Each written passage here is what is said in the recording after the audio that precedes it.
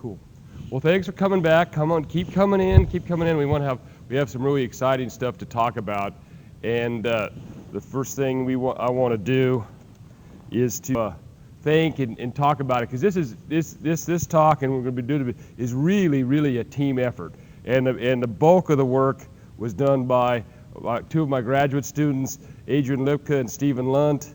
They went out and did a lot of the work, but it's also we had some other graduate students pitch in, and then we had the other co-authors, Milt Thomas, Juan Medrano, Larry Howery, and then we had a bunch of other researchers from UC Davis, Montana State, New Mexico State, and it all helped in, and a lot of really good producers, the Carter Ranch, Dick Evans, Ray Hartley, and Tom Todd, that all pitched in on this and made a really nice group, and it's a team effort. So the problem is, just like I had showed earlier, is that if we just can't control everything. If grazing was like this, and so if the cow pulled the mower and then the cow ate the mower, if it was that kind of evenness, life would be easy. The problem is it's not really reality. Animals are very selective and they don't do what we want. We don't lead them around, so that's the whole problem. So because of that, grazing management's difficult, and that's because they're very selective. And it turns out so that when we think about where they graze, there's a large variation. And if I would be all excited if all the animals were up here, all hill climbers like this, using higher elevations, steep slopes, grazing away. If all of them did that, I think we wouldn't have any problem. In fact, you might start to say, well, we're going to have to start having some grazing use in the riparian areas. But that's not the case. There's usually, with this, there's always some of these. Same time, same place, just point the camera down. Here's some bottom dwellers, and if you can notice, this area is really getting grazed pretty hard. And so if we could get rid of these, keep these, I bet we'd have a really good thing. That's been a promise, and that's what we're going to talk about. The thing is that if you want to show you about what kind of variation, if we want to start to quantify this, I want to take you to one of our cooperators, Tom Todd, Todd Ranch, just north of Wilcox, Arizona, in the Winchester Mountains. This is this little pasture, 9,400 acres, 35 square sections. He has quite a bit of water, lots of water, but some really rugged terrain. And we see if with that, what kind of variation do we get? Well, when we think about variation and variability, we like to do box plot, whisker plots, whatever you want to call them. But think about what happened. This is on average. We tracked 18 cows from mid-January to mid-April, so we have a lot of data.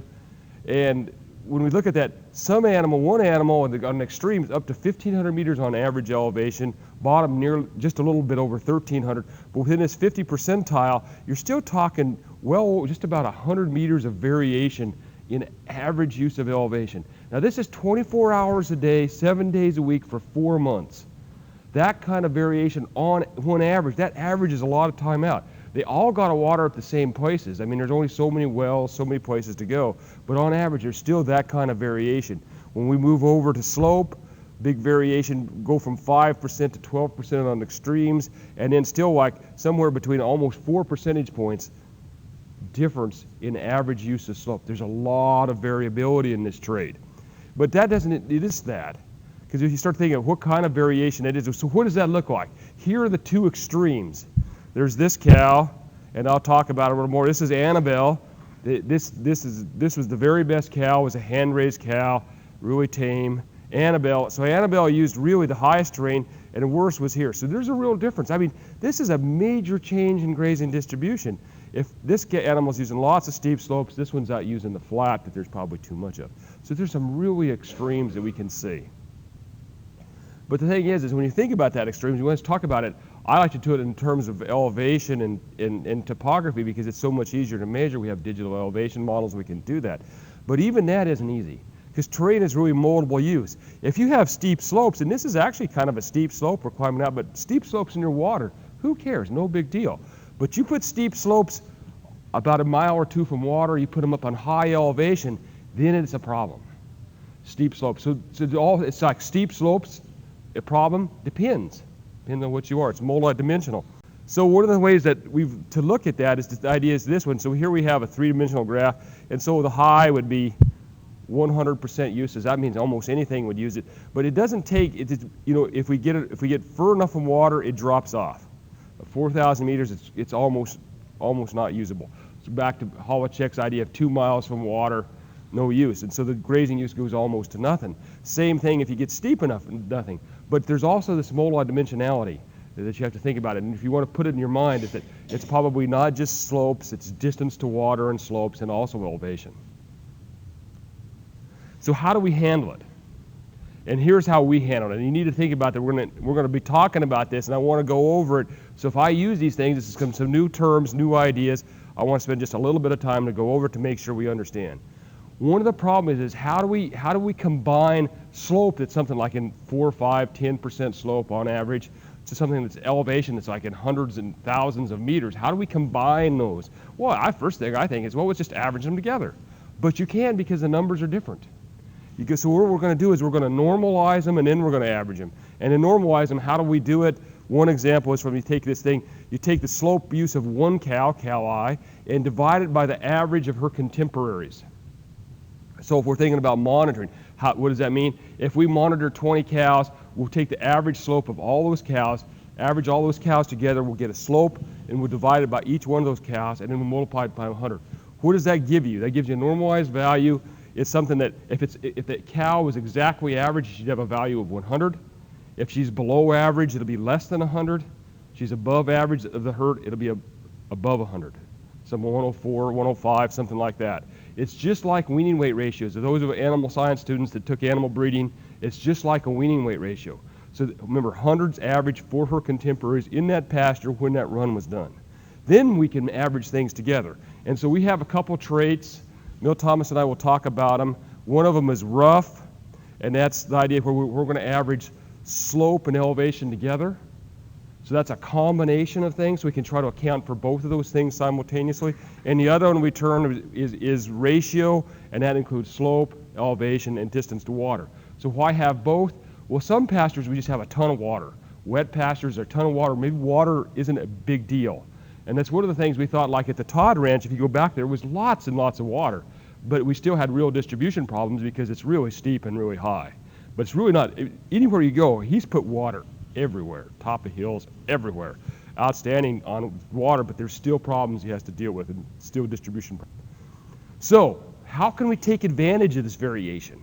I mean, there's some really cool variation. So one of the ways to do that is, we have hill climbers, and this is one example we tracked in the early days from this 2006 study. Here's one cow. She forgot that she was a cow, right? She thought she was an elk, and she thought she belonged up on this ridgetop and spent all that time. Correspondingly, here's a bottom dweller hanging out in the little riparian areas, all on the low areas. Very, very different patterns. But the question remains is what happens? Well, if we were to do this, if we get rid of this cow, will all of a sudden this cow start going to the bottom? Very legitimate question. And so we checked it out, and we found it really stayed, that these things really stayed persistent. And I'm just going to give you just a real brief about it, old stuff, but I think it's important to go over it. What we did is we watched them for 3 years. We did, at that time, we had to use, we just didn't have enough GPS collars. Pat hadn't built our GPS collars enough, and I was too broke, so we watched them visually. We did our very best job, and we classified the herd bottom dwellers. Then we split the herd up, and the idea was to try to simulate selection. What would happen if you got rid of those? And we did a big selection. We called half the herd. Then we watched them in there, and what did we find? One is that after we split them, we really did see a difference. On riparian areas, probably the most important thing, there was a difference in stubble height between 3 inches and 5 inches. What does that mean? Is like the 5-inch kind of riparian site, 4 to 5 inches is often a standard for riparian areas. That one passes, right? So the hill climbers pass at the end of the season. The bottom dwellers don't pass. They're below the standard. They don't pass. So that's both a management functional difference, and we got a really nice statistical difference. But when did it occur? And this is probably the most important part that I think. When we use, again, using this ratio, combination slope, elevation, distance to water, the big difference between these two groups occurred early in the season, before we ran out of forage in the bottoms. Big difference between hill climbers and bottom dwellers early. And so as these numbers goes up, that means you're higher, rougher, steeper slopes. But the biggest difference occurred when we still had forage. So the hill climbers could have stayed at the bottom. They chose not to. But at the end, as the forage starts to run out, and just before we're starting to leave, then the bottom dwellers begin to climb. Just like I talked earlier, if you force grazing pressure enough, if you stock heavy enough, you can force bottom dwellers to use high country. If they get hungry enough, yes, they'll go. But that's not what we want to do. We want to see, we're trying to find them because we don't want to hammer the bottoms before we start use on those higher slopes. So one of the things is, and the purpose of this idea is what I'm really going to talk about is what if we do this? What if it really happens? What do you get? And one of the things I've always been questioned is, you idiot Bailey, why are you doing this? Don't you know if you get rid of these nice, beautiful, fun-loving, having so much fun, like Dr. Tate said earlier, too much fun in the riparian areas, those are our friendly, lovable pet cows. We're going to like those cows.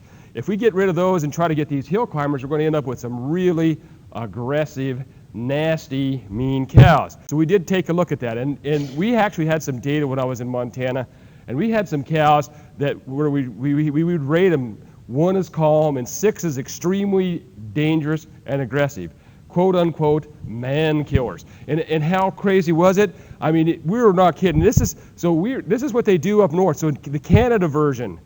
This is what you do to understand man killers. You hook this onto your four-wheeler and you swath in the calf before she eats you, and then you stand in there and inside this cage, you're inside the shark cage, and tag the calf and then let it go. Same idea with here. It's kind of Montana version. Put the krill over the calf, then climb in and tag the calf. So aggressive, no baloney aggressive, okay?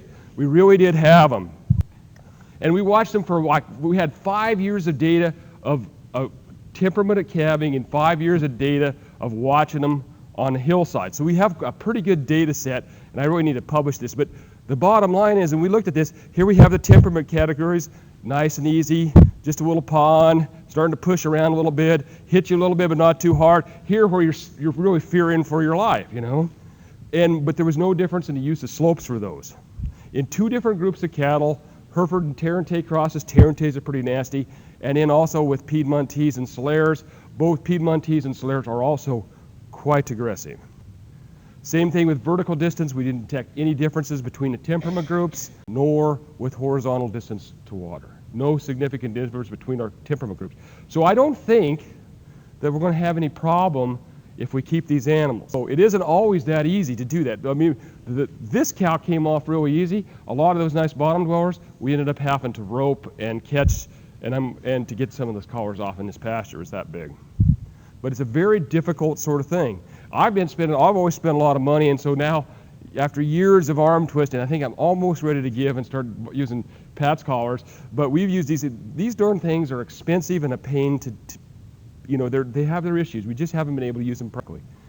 One of the things that happened I want to talk about is why it's so difficult is that, we got really good at it, and we watched in Montana, we watched for 5 years. We used horseback observers and also used GPS collars, and we watched them several times a week in the early morning, and we thought everything, and this was in about an 800 or 900 acre pasture, about 340 hectares, and was our biggest pasture, and we thought we were doing a great job. And I think we didn't do too half bad.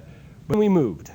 Then we went to a 35 section pasture, not 340 hectares, 35 section. And one of the things we did is we went and watched cows earlier on horseback, and then we put GPS collars on them, and we wanted to see we had thought we had picked the very best hill climbers and the very best bottom dwellers to put the collars on. That was our plan. We wanted to see the extremes. But then we measured. We watched what happened. We didn't do very good. We got P.66. Look at the overlap of the cathars. We had thought we had found it, but we didn't do a very good job of being able to, on horseback in 35 sections, predict either the use of elevations. We did a little better on their use of slopes, but we didn't do a very good job. It was probably because we only found them a few times. We went and spent a lot of time out there.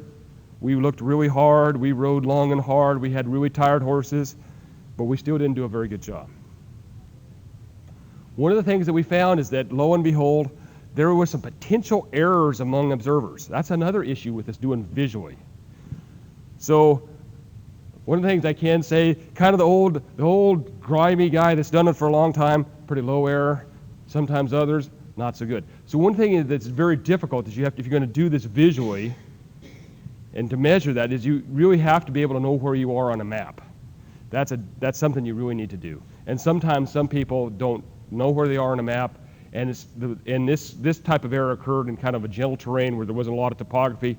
When that happens, you can have some error, and that messes you up. And that makes this trait difficult to make. One of the things that we wanted also interested in is by looking at them just in early morning, is that a good indicator of everywhere else they graze, of where they're hanging out? By just looking at it early morning, because that's when you can do it on horseback. You can get up early, ride out, and before they head to water. Does that work very good? Well, here's some data. If we look at this of when we actually observed them, say like 7 in the morning, and in the 15 hours before, if you look at the average difference from water from those spots, very similar. Looks pretty good. If one of the other things is if you look at the time where they spent an hour with this early morning, like 7, within that hour of 7 in the morning, and compare it to the 15 hours before, the average distance between those positions, from where you saw it, 1 hour before, 7 a.m., 15 hours before, there's really like even 15 hours, the whole preceding 15 hours, they're still within 400 meters. All of them, on average, those positions were within 400 meters. So the bottom line is, early morning, though, if you can do it, if you can see enough of them off enough, not half bad. Where they are earlier in the morning is a good indication of where they grazed the previous evening and night. So not too bad. Another question on data quality. Do you need to take out the time that they're resting, hanging out the water hole, sleeping, all those sorts of things? And we can do that. We can look at accelerometers that are on the low-tech collars and on Pat's collars. We can do some things where we just look at the distance between them. The problem is that some don't have any accelerometers, and it's a little more difficult to do. And it's, but we're really interested in that because the terrain use of when they're grazing, that's where we're really most interested. We're also interested in where they're fecal loading other spots, but probably most interested in grazing. So does it work? Do you really, if you look at the 24 hours per day, do you really need to split that up? If we look at the correlations between that, this is from the 5 ranches, and we'll talk about these 5 ranches. If we look at the correlation of between all GPS data and just those when they were active, you take out the resting ones, look at the correlations all across the board, all these traits, elevation, slope, distance to water, horizontal distance to water, and distance traveled, we found really strong positive correlations for ranking the animals. Now, by looking at the active, if you take out the resting, you get better estimates of lots of things. But the correlation for ranking the animals, very, very similar. So the bottom line is maybe we don't have to worry about active and non-active. If we're trying to describe and rank the animals and estimate their genotype, probably no big deal.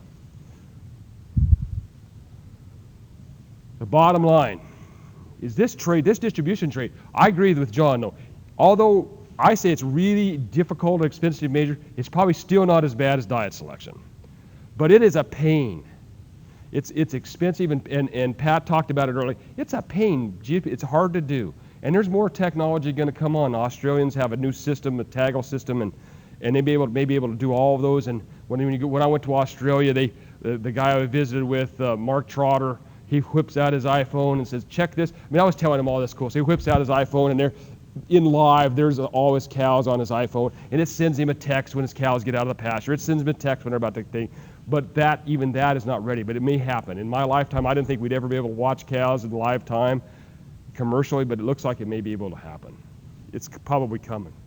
And because of that, though, it's still, at this point, it's still expensive, and even the Australian system will be expensive. So it's really a problem to estimate our genotype from phenotype. So like John was saying, if you're just weighing cows, it's easy. You just put them through there, you weigh them, and then you use the phenotype to estimate the genotype. It works really slick. But this is a difficult one. It's hard to do. It's very tricky to get that done. But there's hope. There's real hope. One of the things is, and Milt will talk about it, Dr. Thomas will talk about it later, is we may be able to do a DNA test to estimate our genotype directly. All you really need is blood, you extract the DNA, and we may be able to do it for something less than like $25. And so listen, stay tuned, it's exciting. We may be able to do this, and this is the exciting part. So if a lot of you guys have heard me talk before, I get excited. I like this stuff, but I'm really excited. I feel like this little kid at Christmas on the next things that we're going to be talking about. So the next question is grazing distribution inherited? And you know, there's clearly some experiential things that's doing that. Surely some early learned things, because you know, like here, maybe these guys that spend a little bit, let these cows hang out a little bit, and they're a little too domesticated. Okay, but there clearly is some, and let's talk about that. John hinted about it a little bit earlier. Here's some work that Larry Howery did on his PhD. He did this in southern Idaho. He had 2 drainages here, and he wanted to watch and see if there was any fidelity to the drainage that they used. I looked at it directly. He's going to think, and so he was interested, is it learned or is it genetic? So he did cross-fostered. He did a lot of work. He cross-fostered calves to foster mothers, and then he looked at some that was just regular mothers. So the one that was cross-fostered, no genetic effect. The genes totally different. Only thing that could be from learning. What did he find? Just as you would expect, calves hung out with their mothers. And so there was some that went to Thompson, one to Maxfield. Then when those heifers became yearlings, they often hung with the peers, and the differentiation between them become much more blurred. They kind of like all hung out together. So like Larry says, you know, they could act like teenagers, hang out together, didn't see this huge separation. And the next year, as 2-year-olds, there was some separation, but not much because it was really dry, and they hung out on one side where there was a little more feed. But by 3 years of age, there was a lot of separation.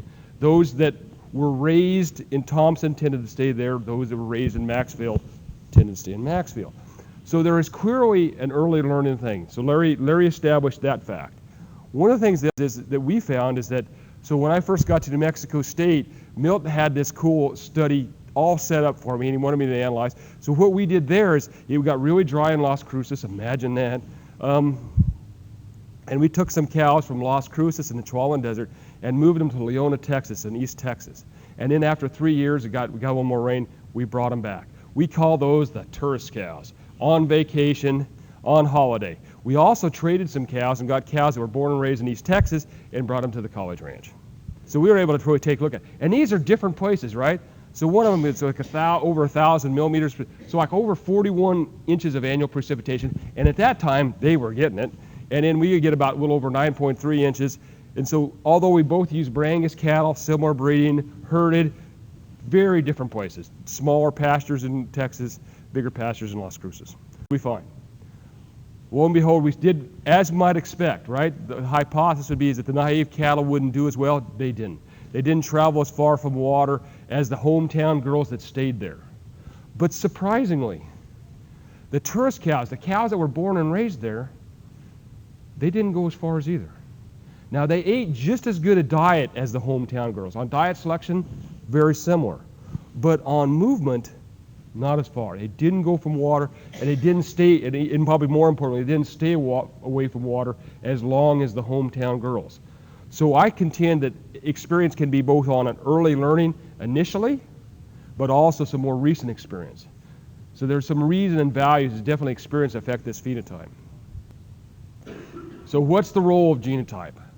We talked about it, John and Karen talked about it, and we clearly know that genotype plays a big role. I mean, we used to have, we used to raise really small, short cattle. Now we have big, tall cattle.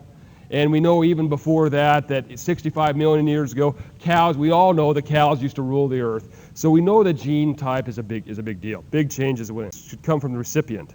And all the donor effects should be from the genetic part. And we did this, and so we bred all the donors to the same bull so that the differences were only due to the cow, something we care. We did this 2x2 factorial study. We had a hill donor. We put them in a hill climber recipient. We watched these cows. We took a donor and put them in bottom dweller recipient. We took bottom dweller eggs and put them in hill climbers, and we put bottom dweller eggs and put them in bottom dwellers. And they're all bred to an unrelated bull, so the only effects were there. So a cool 2x2 design. We were so proud. We really patted ourselves on the back. We thought great. And here's some of the values that we did. So later on, they grew up and got old. I moved into New Mexico, but I went back, and we found that yes, lo and behold, but we didn't find a donor effect. We looked at those two things. We didn't in 2010, watching visually, pretty carefully, mind you. We didn't find a donor effect, but we saw differences between dams. So the genetic part of the cow that donated the egg, there was some pretty big difference. We found significant differences between the donor, evidence of a genetic effect. The collars didn't work, so we only had visual in 2010. I used the collars we had originally had when I was in Montana, and GPS 2200s, and those of you that still have GPS 2200s, you're probably in the same boat as me. They don't work today. But so I took some new 3300s and went back and did it again, and we did find some evidence, that there's some differences between donors. So you can on distance to water, 0.07. You say, 0.07, Bailey, don't you know 0.05 is everything? But the bottom line, at the time we started off doing embryo transfer on about 150 head, and by the end, when we finally got good data, the cows are old, we finally got good data, we ended up 18. So I argue that there's some evidence of some genetic effect from this study. Something from the donor or the dam, both genetic. We surprisingly didn't see anything with the recipient. We didn't see any early learning effect from that. Maybe we probably didn't have quite the extremes that we could get with the donors, probably for that. So we started a new study. And this new study, we did at 5 different ranches. We did it at Las Cruces at the College Ranch, Chihuahuan Desert Rangeland Research Center. We did it at the NMSU's Corona Ranch. We did it at Montana State at the Thackeray Ranch, where I used to be. So we went back up there and did that. And we did it at the Todd Ranch. We just talked about this, at the Todd Ranch near Wilcox, just north of Wilcox. And at the Hartley Ranch in the Canadian Breaks in north central New Mexico. And what did we do? We looked at SNPs. And so I didn't know what SNPs were until I started talking to Mel, but I just want to say it's really not that tricky. We have our basic DNA thing where we have our AT, CG, remember that from genetics. But a SNP is really at a spot where there is some differentiation. There are different pairs, different sorts of things, different genotypes at this spot, because most of the DNA is all homologous for these animals. And so what you did is these are spots where that's known to differ. And so we're going to target our analysis on that. The thing that's cool is, and Milt would probably talk about it more, is that the cool thing is just recently it became available with this new high density SNP chip where you can look at 800,000 different spots along the bovine genome. Along those things, 800,000. Before we were really excited with 50,000, but we used to be pretty, a lot of DNA tests were done with like 40 SNPs, but this is simultaneously 800,000 things, and so we'd use that to look at some of these. Now, Milt's going to talk a lot about more, but I need to talk about it so you can understand what this is phenotypically. What we found is that we found some really strong correlations. So the thing is, so if you think about it, analysis variance, we looked at 800,000 X's and one Y, and that two different Y's. One was this rough and one was ratio. And what we found is some really significant relationships between some of the chromosomes and some of these spots on chromosome 4, 8, 17, and 29. And now what does that really mean? What about that is we found that certain spots account for up to 25% of the variation in the use of high slopes and elevation. One spot. I mean, that to me was cool. I mean, the thing is, because like a lot of the other ones are like only 1 or 2%, like the gene star, the tenderness gene that they used to do was look for calpastatin for tenderness, 1 or 2%. So this is really unusual. We need to test it, but it makes us really excited. What does that really mean? It probably really means, I think this is strong evidence that there's something genetic going on. But more importantly for me, and I don't want to take a minute, we're going to hear it twice, but you're going to hear it from very different angles. One of the things is it's time for a vote. One of these two animals has the favorable genotype, one of these two heifers, and we looked at the Hartley Ranch. So I want to vote. A little audience participation, because audience participation is what we're supposed to do. We need audience participation. Who votes that the best one, the hill climber, the favorable genotype for hill climbing is heifer 7710? Who votes for 7710? Okay, who votes for 7913? Yeah, you guys are catching up with it. You're right. Look at the difference between you. So here is a diagram of that spot, and this is what it really looks like. So these kind of breaks here look like this. So 7913 used all these slopes along here, right through this kind of country. This girl used the bottoms. very, very different types of approaches in that and corresponding to that genotype. That's cool. When I saw that it actually made that kind of difference, I mean, I'm thinking, man, there'd be something to this. One of the things we also want to look at this ranch, we tracked 9 different heifers, was the consistency. And this one, we tracked them for 16 weeks, and here's like elevation.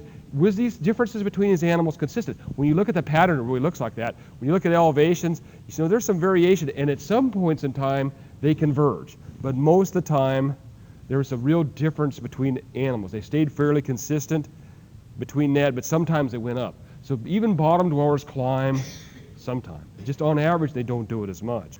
If we look at slope loose, similar pattern.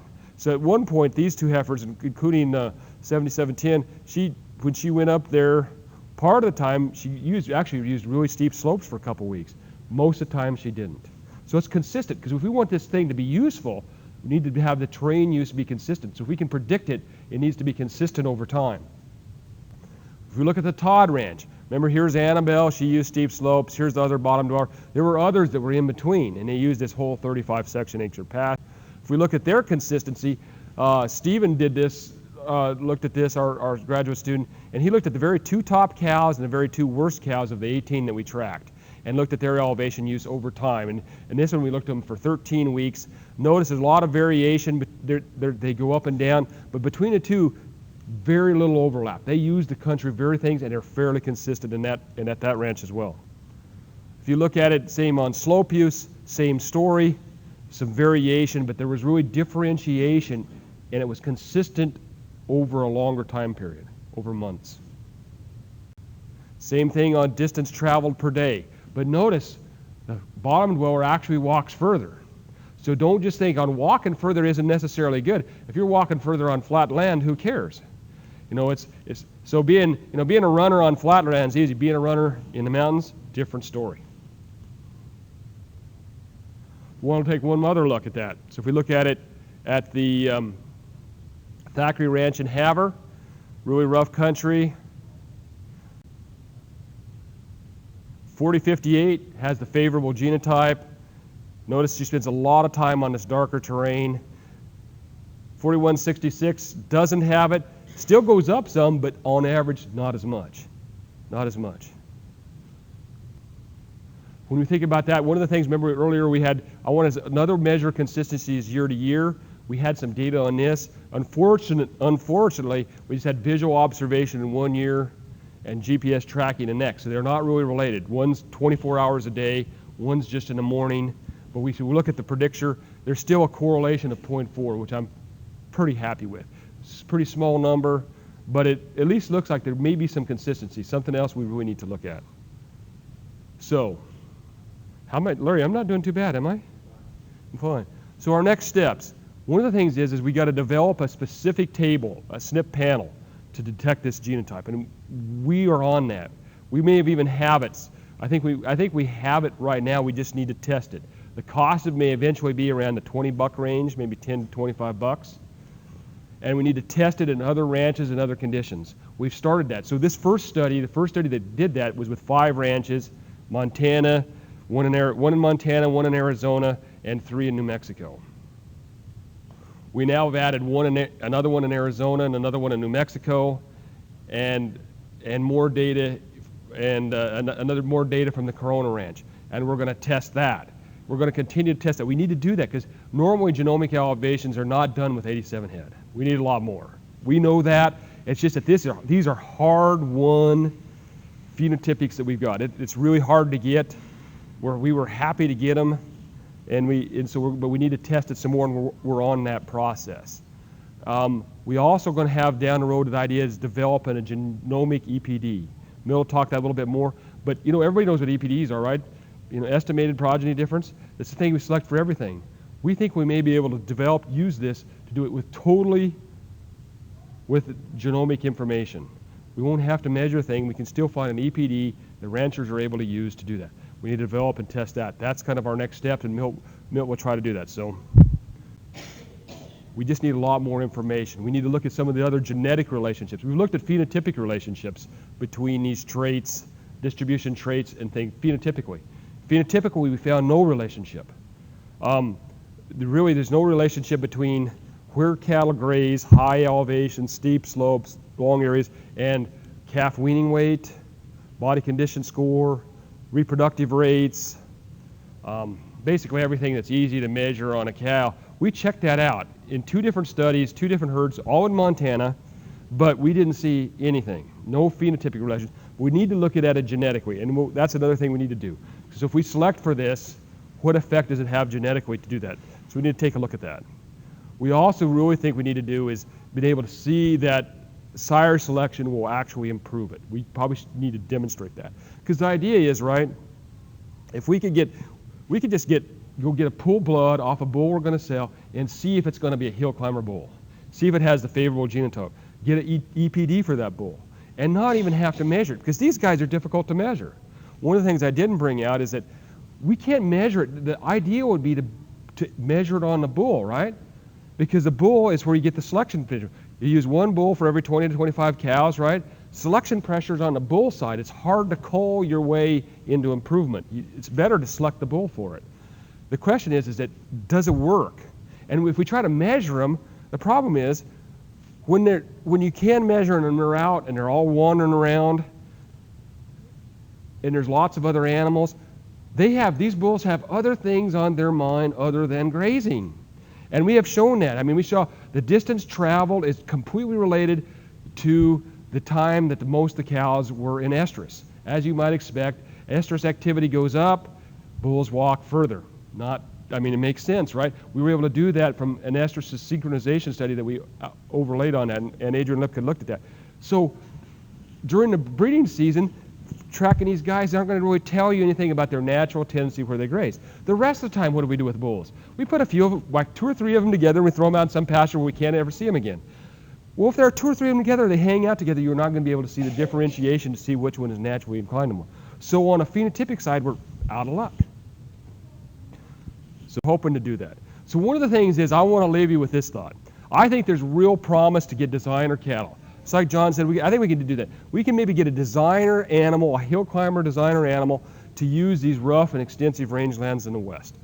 I think we can do it because, just like Gary Larson, I agree. After 40 years of looking over this year, he and I, this guy, we both contend that couch potatoes actually really develop early in life as tater tots. And so I think, so let's get rid of the tater tots. Let's keep the marathoners. The tater tots can be us. We can sit around and watch the Super Bowl and be couch potatoes, but we don't want our cows to be couch potatoes, at least not in the West. And so with that, I'd be happy to answer any questions. I really think it's more of the beginning than the end.